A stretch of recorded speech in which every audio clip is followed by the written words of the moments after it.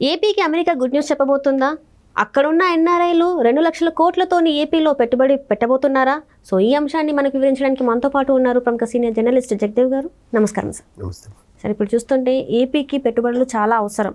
ఎందుకంటే ఉద్యోగాల కోసం చాలామంది యువత వెయిట్ చేస్తున్నారు. సో ఈ పెట్టుబడుల ద్వారా అయినా చాలామంది నిరుద్యోగులకు ఉద్యోగాలు వస్తాయని అనుకోవచ్చు, ఇండస్ట్రీస్ కూడా వస్తాయనుకోవచ్చు. సో ఈ రకంగా చూస్తున్నట్టయితే ఇప్పుడు వస్తున్న వార్త ఏంటంటే ఏపీకి ఎన్ఆర్ఐలు గుడ్ న్యూస్ చెప్పబోతున్నారు అని చెప్పేసి వార్తలు వస్తున్నాయి. 2 లక్షల కోట్లతోనే అక్కడ ఇన్వెస్ట్ చేస్తున్నట్టు కూడా మరి వార్తలు వస్తున్నాయి. ఇందులో మరి నిజంగా వాస్తవం ఉందంటారు?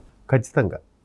అంటే 2 లక్షల కోట్ల పెట్టుబడులు అనే మాట ఎంతవరకు వాస్తవమో తెలియదు, కానీ పెట్టుబడుల పరంపర అయితే కొనసాగుతుందండి.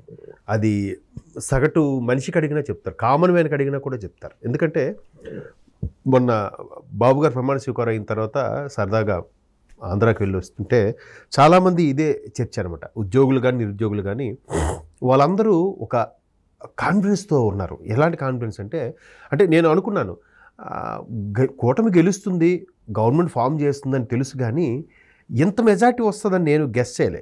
మనం ఇంతకుముందు కేకే గారి సర్వే గురించి కూడా ఒకసారి మాట్లాడుకున్నాం. ఈయన మరి వన్ సైడ్ చెప్పారు అని చెప్పేసి కావాలని టీడీపీకి ఫేవర్గా చెప్తున్నారు. ఎందుకంటే అటు వైసీపీ వాళ్ళకి ఎట్లా ఫేవర్ చెప్పుకుంటున్నారు, కేకే సర్వే వాళ్ళు టీడీపీకి ఫేవర్గా చెప్తున్నారు అని మాట్లాడారు. ఆయన అన్నాం, కానీ ఆయన అనాలిసిస్ చూస్తే మాత్రం ప్రతిదీ పూసగుచ్చినట్టు చెప్పాడు. ఆయన ఎందుకు ఎంత వస్తుంది ఆయన అన్నాడుగా. ఆ 14లో కూడా డౌట్ ఉన్నది, అట్లాగే జరిగింది కదా. ఎగ్జాక్ట్లీ. ఆయనకి నిజంగా అమ్మవారు పూని అట్లా చెప్పించిందా, లేదంటే ఆ ఏడుకొండలవాడి పూని చెప్పించాడో తెలియదు, కానీ అంటే ఆయన అంత నిశితంగా పరిశీలించాడు అనమాట సర్వేలో. నిజంగా హ్యాట్స్ ఆఫ్ టు కేకే గారు. సో పక్కన అయితే గవర్నమెంట్ వచ్చి ఎంత మెజార్టీ రావడానికి కేకే గారు చెప్పిన దానికి అన్నట్టుగా వచ్చింది.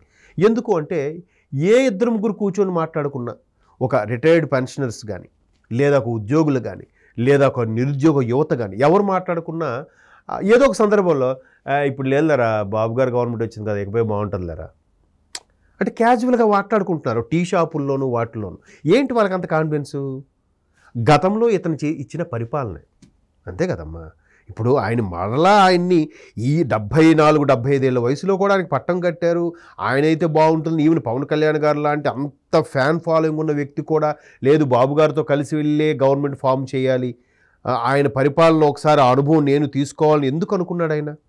బాబు గారు గత పరిపాలన చూసే ఆయన కూడా ఏం చెప్పాడు కలిసేటప్పుడు, ములాఖత్ అయినప్పుడు, నాకు ఆయన యొక్క కొన్ని సిద్ధాంతాలను విభేదించాను తప్ప వ్యక్తిగతంగా ఆయనకి నాకు ఎటువంటి విభేదాలు లేవు, మనిషి పరంగా లేవు, పార్టీ పరంగా లేవు.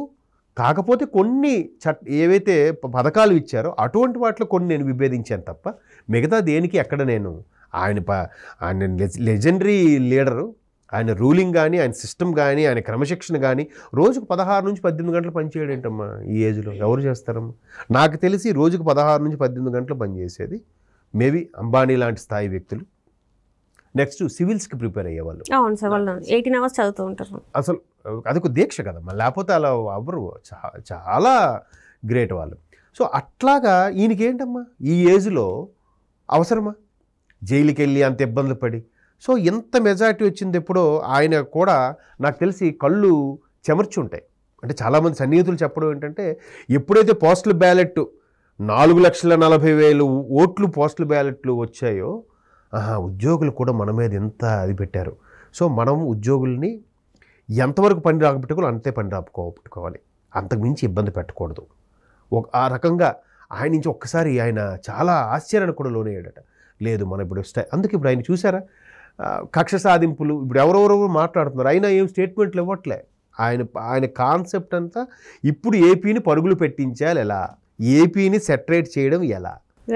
ఆల్రెడీ కూడా జగన్మోహన్ రెడ్డి గారు కొన్ని బహిరంగ లేఖలు రాస్తున్నారు స్పీకర్, అవన్నీ వీటికి కూడా స్పందించట్లే. అవసరం లేదు అది, అంతే. ఇప్పుడు మళ్ళీ దాని గురించి వీలేదో అనడం, మళ్ళీ అది కౌంటర్ వేయడం, మళ్ళీ గత ప్రభుత్వం చూసాంగా, వీళ్ళు ఏదైనా అడిగితే నీ 3 పెళ్ళిళ్ళు అయ్యాయి ఎందుకు, నువ్వు ముసలోడు అయిపోయావు నువ్వెందుకు, ఇవే ఆన్సర్లు. ఏంటి ఇప్పుడు సింగిల్ పేజ్ డాక్యుమెంట్ ఏదో సెట్ చేస్తున్నాడంట ఆయన. మీరు ముందు వచ్చి ఎస్టాబ్లిష్ అయిపోండి, తర్వాత అన్నీ చూసుకుందాం, మీకు ఏం కావాలి, ఏ రాయితీలు కావాలి, సెంట్రల్లో కూడా మాట్లాడతాం. లేదు మాకు జిఎస్టీ రాయితీ కావాలి, ఒక 4-5 ఏళ్ళు తీసుకోండి, లేదా ల్యాండ్ ఇన్నేళ్ళకి కావాలి తీసుకోండి, మినిమం 33 ఏళ్ళకి రాసుకుంటారా, 49 ఏళ్ళకి రాసుకుంటారా, 99 ఏళ్ళకి రాసుకుంటారా, మాకు ఇక్కడ పరిశ్రమ రావాలి, మా వాళ్ళకి ఒక భృతి దొరకాలి, దానివల్ల టర్న్ ఓవర్ పెరగాలి, అభివృద్ధి జరగాలి, ప్రపోర్షనేట్గా అన్ని రంగాల్లో కూడా ఇది అవ్వాలి. అదే ఆయన కాన్సెప్ట్. ఈవెన్ పోలింగ్ అయిపోయిన తర్వాత ఆయన మధ్యలో అమెరికా వెళ్ళొచ్చాడు, దానికి కూడా చాలా విమర్శలు చేశారు. బట్ ఆయన అమెరికా వెళ్ళినప్పుడే చాలామంది సిన్సియర్గా తెచ్చుకున్న రిపోర్టు ప్రకారం లేదు గవర్నమెంట్ మందే వస్తుంది, ఖచ్చితంగా గవర్నమెంట్ వస్తే మీరు ఆంధ్ర రావాలి, ఒకసారి వచ్చి పరిశీలించి చూడాలి, పెట్టుబడులు పెట్టాలని చెప్పి క్యాజువల్గా కలిసినప్పుడు కూడా ఇదే మాట మాట్లాడేటట్టు ఆయన. చూడండి ఆ తపన చూడండి, ఏదో ఒకటి చెయ్యాలి అంటే ఇప్పుడు మామూలుగా గవర్నమెంట్ వస్తుంది అనుకుంటున్నామండి, చూద్దామండి అనేస్తారు కదా ఎవరైనా. ఆయన అప్పుడు కూడా గవర్నమెంట్ వస్తుంది, నమ్మకంతో ఉన్నారు, మీరు రావాలి, వచ్చి పెట్టుబడులు పెట్టాలి, చూడండి ఒకసారి ఎస్టాబ్లిష్ చేయండి, మరొక సైబరాబాద్గా గాను అమరావతిని మరొక సైబరాబాద్గా చేద్దాం, నేను మీకు ఏం కావాలని అన్ని రకాలుగా నేను హెల్ప్ చేస్తాను అని చెప్పి వచ్చాడట ఆయన. ఎప్పుడైతే మరలా ఇప్పుడు లోకేష్ గారికి దీని ఐటీకి సంబంధించి విద్యాశాఖ ఇచ్చినట్టున్నారు ప్రస్తుతానికి. సో ఈ కనెక్టివిటీ ఏదైతే ఉందో గతంలో ఈయన ఐటీ శాఖగా చేశారు లోకేష్ గారు కూడా, ఈ కనెక్టివిటీ ఏదైతే ఉందో అప్పుడు ఎవరెవరైతే భయపడి వెనక్కి వెళ్ళిపోయారో, పార్లే కంపెనీ, పతంజలి కంపెనీ, ఇలాగ చాలా, అంటే నాకు తెలిసి 2-3 పేర్లు చెప్పాను, ఇంకా చాలా ఉన్నాయి. ఇవన్నీ కూడా మరలా ఎక్కడికక్కడ ఆగిపోయినవన్నీ మరలా స్టార్ట్ చేయడానికి, మరలా పెట్టుబడులు పెట్టడానికి రెడీ అవుతున్నారు. ఇప్పుడు పరిశ్రమలు అనుకోండి, అంటే బల్క్ డ్రగ్ యూనిట్లు, అదే ఫార్మా కంపెనీలు కానీ లేదా మ్యానుఫ్యాక్చరింగ్ యూనిట్లు కానీ ఎట్లాంటివి అనుకోండి, ఓవర్ పీరియడ్ పడుతుంది, 1 సంవత్సరం 2 సంవత్సరాలు పడుతుంది అంతా ఎస్టాబ్లిష్ అవ్వడానికి. అట్లా కాకుండా సాఫ్ట్వేర్ ప్రొడక్టివిటీ కానీ సాఫ్ట్వేర్ డెవలప్మెంట్కి సంబంధించినవి వచ్చాయనుకోండి, ఏముంది వాళ్ళకి ఒక రెడీగా డెస్క్లు, ఆఫీసు రెడీగా అట్మాస్ఫియర్ వాళ్ళకి అరేంజ్ చేస్తే చాలు, అంతే కదా. కాకపోతే వాళ్ళకి అవసరమైన పర్మిషన్లు అన్నీ కూడా ఇచ్చేసి ఫాస్ట్గా అయిపోవాలి. వాళ్ళు ఏముంది ఎక్కడి నుంచి వర్క్ చేసుకుంటారు, వర్క్ ఫ్రమ్ హోమ్ అయినా చేసుకోవచ్చు, లేదంటే ఇక్కడ ఒక అమరావతి ఒక పాయింట్ పెట్టుకుంటాం, ప్రస్తుతానికి వర్క్ ఫ్రమ్ హోమ్, ఇది బిల్డింగ్ కన్స్ట్రక్షన్ పూర్తయ్యాక అప్పుడు స్టార్ట్ చేస్తామని.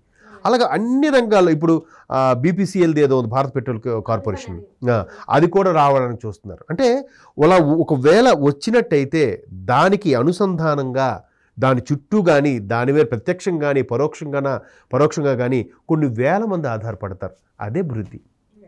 ఈ కేవలం ఈ పెన్షన్లు పథకాలు కాదు, వాళ్ళగా ఓన్ కాళ్ళ మీద వాళ్ళు నిలబడాలి, బతకగలిగే అవకాశాలు, రిసోర్సెస్ చూపిస్తే లైఫ్ లాంగ్ వాళ్ళే హ్యాపీగా ఉంటారు. ఇవాళ ఈ పథకాలు ఇవాళ ఉంటే రేపు వీటితో అవసరం ఉండే ప్రసక్తి ఉండదు.